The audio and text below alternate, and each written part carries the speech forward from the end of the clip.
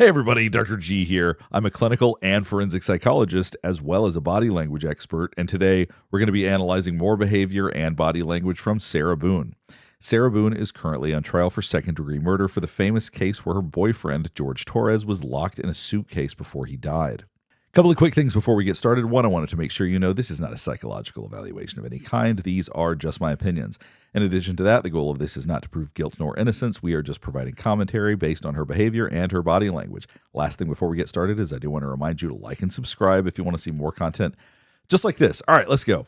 While I previously did an analysis of this body cam footage, I thought it would be time to do an updated one now that the trial is going on. Keep in mind, this is the footage from the day after Jorge Torres died. I had a for you, okay? Wait 1 second, okay? I really need something to drink.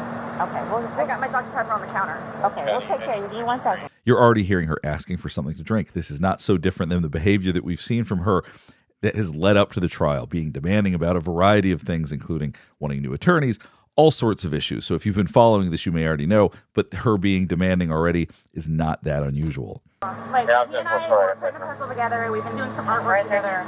You are putting a puzzle together? Yes, we have a puzzle that we started in there. Okay. We've been doing art, trying to take the stuff. Now, you'll notice how quickly she started speaking. She really wants to get this story out there. So this is important to her that she talks right now. She's not evading this. She's not trying to hide from it. She has things she wants to say. Artwork together. You are putting a puzzle together? Yes, we have a puzzle that we started in there. Okay. We've been doing art, trying to take the stuff. You also see how emphatic she is. When we use that level of emphasis, we are emotionally connected to what we're talking about. So there definitely is something that she wants to get across here. Off the wall to make new art put up there, like having a good time with one another. But we're drinking, we had a bottle of wine last night. Okay. So then it's like, we decided to play hide and seek, right? Okay. So. All right, now she covered her mouth after she said, we were playing hide and seek. Now, sometimes that's because we don't want to say something. We are almost blocking ourselves from saying something. It's also possible that she hiccuped or something. It's a little bit hard to tell, but there could be a couple of interpretations for what you're seeing on that right there. Okay. So then it's like, we decided to play hide and seek, right? Okay. So he gets in the suitcase, okay? Who is this guy? That's my ex-husband, my former husband. How did he live here with you guys? No, I called him over here. Okay. I didn't know what to do. Okay. I didn't know what to do. Okay. Now, you saw both shoulders go up when she said, I didn't know what to do. Now, that is likely true. She probably really didn't know what to do at that time. So when you see her saying that she really is meaning that. I called him over here. Okay. I didn't know what to do. Okay. I didn't know what to do. Okay. So then he came over here. Here, let's talk in private. I tried giving him CPR. The problem is I fell asleep. When did you do? So you heard the term, I fell asleep, rather than I went to sleep while he was still in the suitcase. Saying I fell asleep is trying to imply that it's not her fault that she was asleep and that he died in the suitcase. She fell asleep. So it's already building in an excuse just by the way that she's phrasing this. That's probably partially why she's so emphatic about what she's saying right now. The problem is I fell asleep. When did you do CPR? This morning, when I found him. See, she looks annoyed that she got distracted from what she was trying to say. She had something she really wanted the police to hear of. I fell asleep, not I went to bed while he was in the suitcase. And look how annoyed she looks after the officer interrupts because she's trying to figure out whether or not she gave CPR. Listen to this part right here. I fell asleep. When did you do CPR? This morning. See, she put her hands down. Her eyes look irritated. Her eyebrows look irritated. So she's annoyed that she was interrupted. When I found it. Before you called? Yes. 1 o'clock right now. I was awake, but I actually got out of the bed at like 12:30ish, whatever. So I came downstairs, and I was like, oh, he's in the suitcase still. You see her covering her mouth like this? Now, that is an appearance of shock. She does look shocked right here. When I found him, and I took him out, I tried doing CPR, and then I called him, and then I called you guys. Did he get here before the fire department got here? Who? Your husband? Or your ex-husband? Yes. Okay. Where does he live at? Right down the street. Okay. So you were playing and you see how quickly she shifts between emotions right here. I did, okay. But then I fell asleep. Okay. You're okay. I wasn't here. I'm just trying to. Now see that look right there? But then I fell asleep. Okay. You're okay. Eyes wide open, mouth open wide. There really is an element of shock here for her. She really does appear to be shocked when she's talking about this. So this appears to be a genuine facial expression as she's talking about what's happened. But you can hear this again. I did, But then I fell asleep. But then I fell asleep. Once again, she's trying to work an excuse in as she's talking about this, and that's what she wants them to hear. And once again, she seems a little bit frustrated that they're not just listening to that. They have other questions that they want to ask, the police, I mean. Okay, you're okay. I wasn't here. I'm just trying to figure out what happened. I fell asleep, so I don't know if he suffocated or like had an aneurysm or a heart attack or what. What kind of medical conditions does he have? None that I know of. Nothing that you know of. None You that didn't I take know any of. medicine No, last night? no. No medicine. All we had was a bottle of wine. Literally, just a bottle of wine. Okay. Doing puzzle artwork. Then we decided to play hide and seek. That's all that happened. Okay. So I don't know if he had a heart attack or what in there. Now, you'll notice when she said we were playing hide and seek. Watch this right here. Doing puzzle artwork. Then we decided to play hide and seek. That's all that. So she was emphasizing we were doing artwork, we were doing a puzzle, and then we decided to play hide and seek. You see her freeze right then. Watch this. Okay. Doing puzzle artwork. Then we decided to play hide and seek. She freezes when she says that. And so those are the kinds of areas you'd want to probe more. Because when people freeze, we tend to think maybe they're saying something. It's possible is deceptive because we get into freeze, flight, or fight. Freeze, fight, or flight is basically, if you think about if there was a wild animal, first thing you do is freeze. It's a survival thing. Then you try to run away, then you fight if you have to. But freeze is the initial reaction. And oftentimes we see when someone is saying something that might not be true, they can freeze in that moment because they don't want to be spotted. It's a survival instinct to stay hidden. Let's watch that one last time, then we'll keep going. Just a bottle of wine. Okay. Doing puzzle artwork. Then we decided to play hide and seek. That's all that happened. Okay. So I don't know if he had a heart attack or what in there. I don't know what happened. So how long were you doing CPR on him prior to you calling 911? You tried that all morning? Yes. Okay. And then I called him while I was What doing time CPR. did you start? Probably, give me a rough ballpark. Here, let me fill this deputy in, okay? Please, may I have my Dr. Pepper? I am Hold on, so one cotton second, mouth one right second. now. And there she is asking for the Dr. Pepper again, which is very consistent with other behaviors that we've seen leading up to this trial. Ma'am, and you can't talk to him until we get done with this, okay? Just don't leave, okay, Brian? Thank you, ma'am. You see her with her hand over her mouth. Ma'am, and you can't talk to him until... Now, sometimes, like I said earlier, that can be a way to not say something. That's a way to almost stifle us saying something we don't want to say. It also can be an appearance of shock, although with her talking about this, I don't think shock is what she's doing right now. I do think that this may be a way to stifle saying things that she doesn't mean to say. we get done with this, okay? Just don't leave, okay, Brian? Thank you, ma'am. Calm Appreciate down. it. Thank you.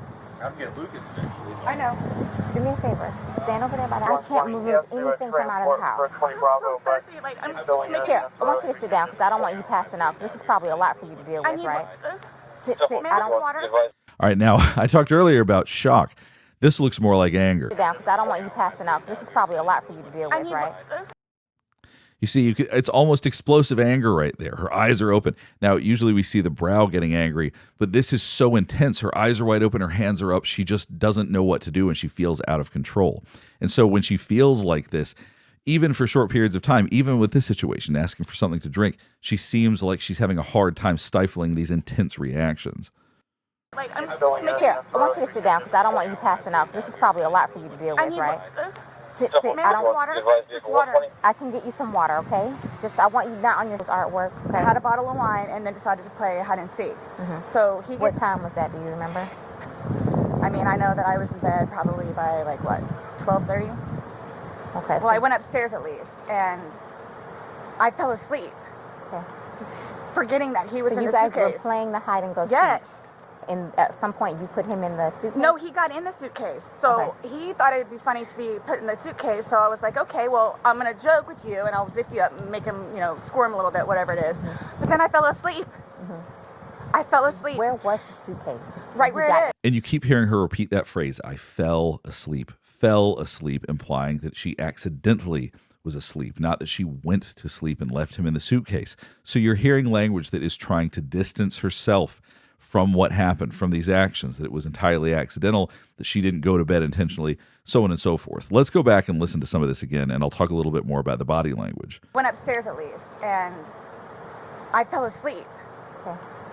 forgetting that he was So in you the guys suitcase. were playing the hide and go Yes. seek, and at some point You see her step back right there. So as they're talking about this, as she's talking about the details, as the officer is asking questions, she physically makes distance. That's a way to disconnect. It's because of fear. It's because of not wanting to engage too much at this time. Watch her body right here. forgetting that he was So in you the guys were suitcase. playing the hide and go Yes. seek. In So as they're talking about hide and seek, she backs her body up because that's a place that she knows is a weakness for her. There may be some aspects of that are less likely to be true. Both were laughing about it. Okay. And then I fell asleep where did you fall asleep at? upstairs. In your bedroom? Yes. Okay. Totally forgetting that he was in the suitcase still. Okay. And then So there's the hand covering the mouth again. I just totally so you forgot. began to do CPR on him? Yes. Yes. About And he what time gurgled. this morning Like he did you gurgled. start doing that CPR? No, it was the afternoon. It was afternoon because afternoon? I was awake. But then I finally decided to come downstairs at like 12:30. So one of the interesting things is that she does want people to focus on her. She is keeping her hair out of her face. She is looking at the officer oftentimes. She disengaged a little bit, but generally speaking, she believes that her words are important. She does want to be heard, especially the fact that she fell asleep. That does seem extremely important to her. Okay. And then All the right. person that was on the phone with me also, I counted with him doing. And he's got no medical? He doesn't take any I medication? don't know. Like, I don't know medical wise. Like, what I know he doesn't take any medication. Once again, she said, I don't know. This seems to be true. Let me show you her shoulders right here. Medical? He doesn't take any I medication? don't know. Like, I don't know. All right, you see both shoulders going up. That's a levitating act. We're letting ourselves be vulnerable when we do that. So it seems likely that because a one shoulder tends to be less committed, that a two shoulder shrug like that is more likely to mean that she actually doesn't know when she says that. The cups are like right there. Sit right here. Don't talk to the ex-husband right Oh, now. I won't. okay? I won't. Can I have a cigarette, please? Ma'am, I can't take anything out of the house. It's on the back porch. Nope. All of it. It's secure. There she is asking again for cigarettes. And it's interesting because she could have prepared for that. If she clearly had been up for a bit, and I'm sure she'd been frantic, but she could have had her cigarettes in her pocket or a drink with her or something like that. So it always seems like it's somebody else's fault that she doesn't have these things. It's their fault she doesn't have a drink. It's their fault that she can't get a cigarette.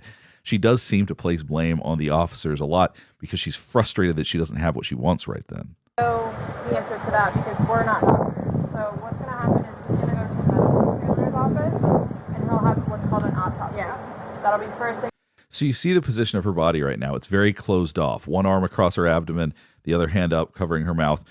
This is a position of somebody who is being defensive right now. So she's really closing up. She's covering her body. When we open ourselves up, we're very vulnerable. So when we're starting to think about things, we're feeling defensive. Sometimes we close ourselves off like this.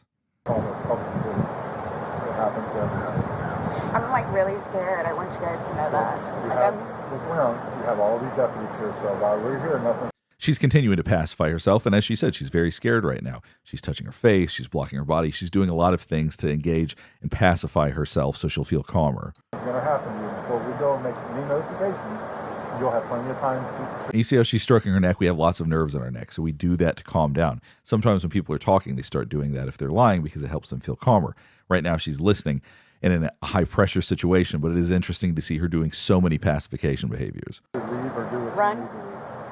Whatever you need to do, okay? And we can talk about that more in length, but yeah, it's not going to be a surprise. real quick, and then And you see she stopped covering her mouth because they're not asking her questions right now. They're just talking to her. So that need to stifle what she's going to say seems to be gone right now. But like, I don't like. This was totally like not intentional.